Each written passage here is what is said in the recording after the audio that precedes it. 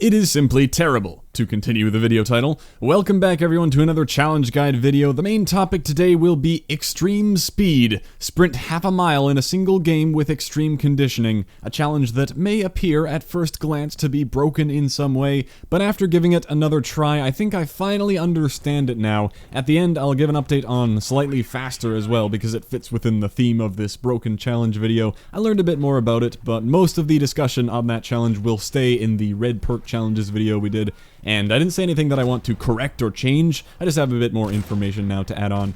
Timestamps are in the description, as always, for a guide type of video. I know I can take a long time to get to the point if you're only here to know the advice and that's it, but hopefully you can understand. I want to fully explain the entire challenge. If I just said, play this game mode with this class and do that, and ended the video, and didn't explain any of my process, and didn't explore any other options, I would leave a lot of people wondering, well, did he think about this game mode maybe being a better idea? What about using this weapon? What about that?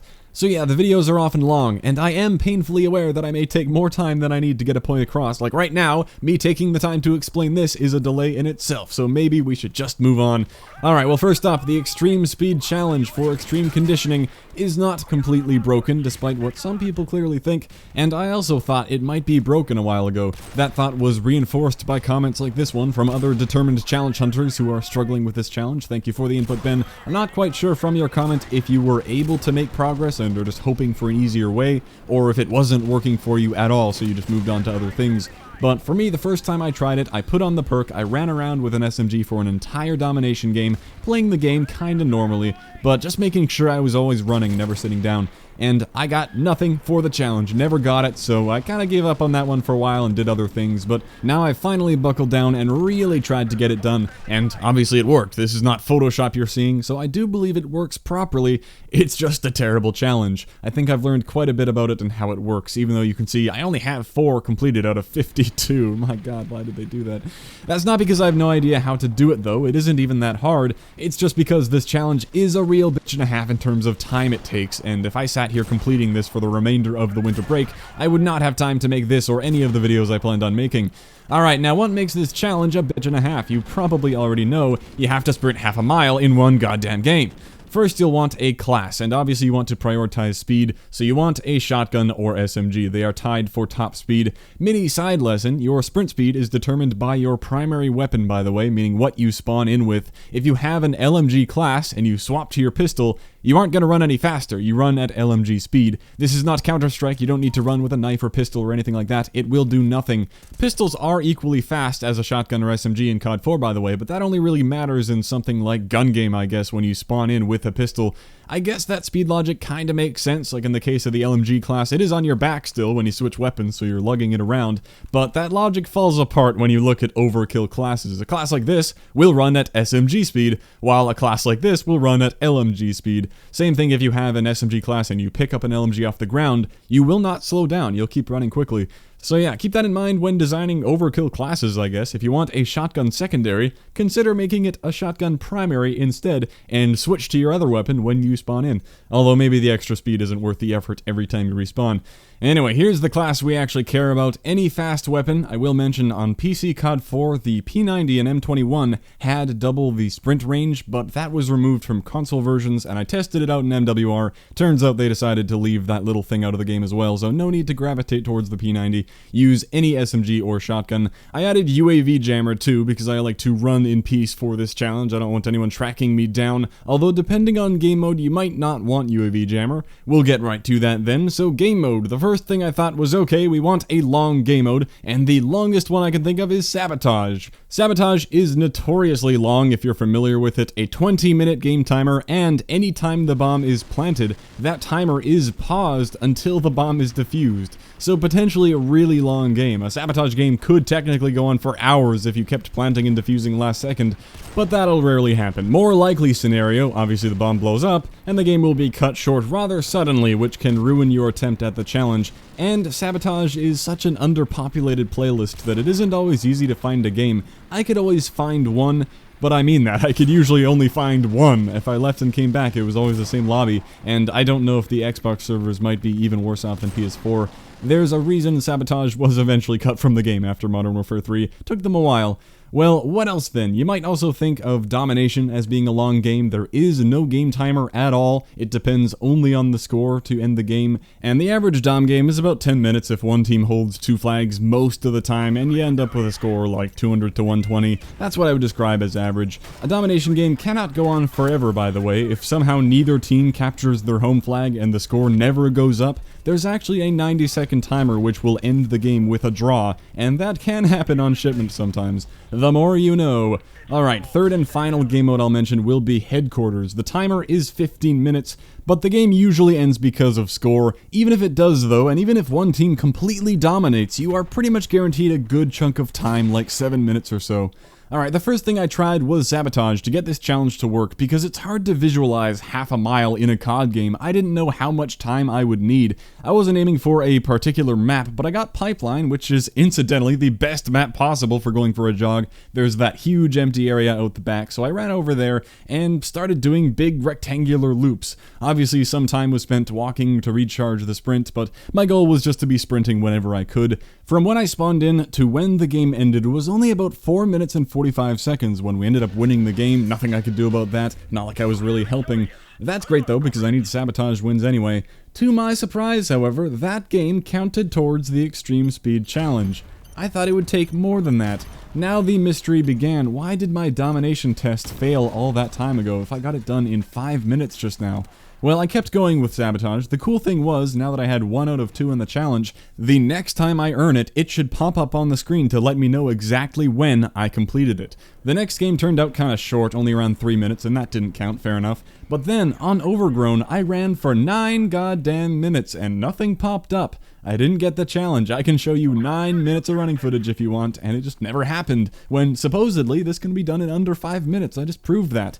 Now the mystery really thickened, but I can tell you why I think this game didn't work. I have no way of knowing exactly how the game tracks this challenge. Hopefully you can understand this is a difficult thing to test, but there are a couple ways I can think of. Either it tracks exactly how far you're running, so if you run in a path like this, well, that's a lot of running. Or it could be counting your displacement, so drawing a straight line from when you started running to where you stopped. And in that case, in that previous example I drew, that is not a lot of running at all. Based on some of the evidence I've collected, I think it's actually counting your displacement from where you start the sprint to where you stop. That explains some of the inconsistency to me. In this Overgrown game, I was trying out a lot of rounded running and running in U-turns and circles to see if that would work the same way, and it seems like it really doesn't.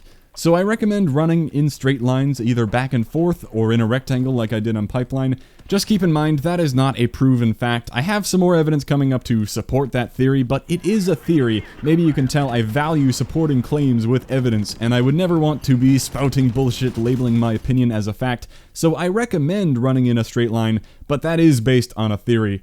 Alright, well the next few games I played all ended kinda early due to bomb detonation, and now that I had a better idea of how much time I needed to get the challenge, I was starting to think Sabotage is actually not a good idea, but I kept going with it since I needed the wins anyway. And here is the game where I got the next one to count towards the challenge. I wasted a few minutes at the beginning kinda running around not in a straight line, died a few times, which wasted more time as well because there's a respawn timer in Sabotage, but I finally decided how about I just run back and forth in the back of the map in a straight line. I did that for about 4 more minutes, and sure enough, approaching 8 minutes into the game, the challenge popped up for me. Clearly, straight lines seem to be helping, and one thing I want to point out is that the challenge popped up exactly at the end of a sprint, when I was going back to walking, suggesting that maybe when the sprint ended, it added that little segment onto the total distance ran of that game, and that put me over the edge. Maybe it was just a timing thing, because obviously I only have one example to show, but I find it interesting that it didn't pop up in the middle of a sprint.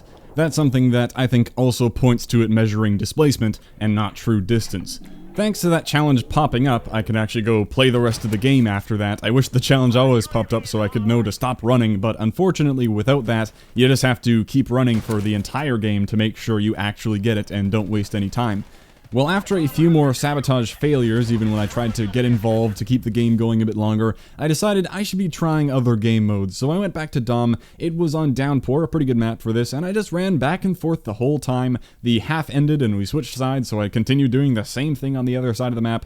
UAV Jammer helps with this kind of strategy, running on the border of the map, but remember I said you might not need it depending on game mode. In Domination, there is no respawn delay, so if you wanted to run in a somewhat straight line right into combat and actually try to play the game while you go for this challenge, dying will reset your sprint charge, so that might not be a bad idea. For Sabotage and Headquarters, though, I prefer the UAV Jammer strategy. Anyway, I don't know when in this game I earned the challenge, but I did. That game counted, 3 out of 52. Judging by the previous metric, maybe I only needed to run for about 5 minutes of that game, but I ran for nearly 10, and that definitely counted. And finally, I tried Headquarters. This is the one I played that I showed earlier, where we got destroyed, our team disappeared, and I wasn't helping either, which I do admit I feel bad about. This is really not a challenge conducive to proper gameplay and team play. But anyway, I still had a bit under 5 minutes to run back and forth in the back of the map, and yes indeed, that did count towards the challenge. So I think we've narrowed a lot down here, and even though there's no super easy way to complete this one, hopefully that helps you understand it better. It looks like under ideal circumstances, like maybe running in a straight line, if you run on and off for about 5 minutes, I would run for longer to be sure though, that should be enough to count for this challenge. So Domination and Headquarters will be your best bet. You don't need the length of Sabotage, and it can end prematurely, whereas Headquarters and Domination really can't go too quickly, especially Headquarters. In Domination, I guess if one team is crazy and they triple cap the whole time, that might be too quick. So there you go. Go into Headquarters with the class we designed and run back and forth a lot. How fun! And do that 52 times! Yeah! Alright, that's a lot of the mystery behind Extreme Speed explained. The last thing I said I was going to briefly mention was the slightly faster challenge, because it kind of fits in the theme of a challenge that appears to be broken. If you missed it, I did a ton of talking about this challenge in the Red Perk Challenges video, and as I said, nothing to correct or change, I just want to add to it. I still have no concrete answer on that mess of a challenge, but I did hit the 25 out of 50 milestone, which means I get another video example of a kill, reload, kill that I know for sure worked. This time it was with a shotgun, and I deleted the source video, so I have to show you the Twitter video I shared of it. It was a kill, a reload of only one shell, and another quick kill well under 2 seconds, never mind the 3-second limit. So this eliminates a couple of theories that came up. Number one, a one shell reload is confirmed to work, and being under 2 seconds is confirmed to work. Some people thought that maybe you could be too fast and the challenge wouldn't work because it thought you were cheating somehow, but this example clearly worked, so that should give an even better idea of how to complete that challenge, but I still can't explain why some examples of doing exactly what the challenge tells you to do count, and some simply do not. That's where I'll leave that one though. Hopefully if that extreme speed challenge was completely holding you up, now you have a better idea of what it's asking you to do, although it will still be an annoying one to complete. Sorry about that, no way around it. Thanks for watching, I will catch you next time.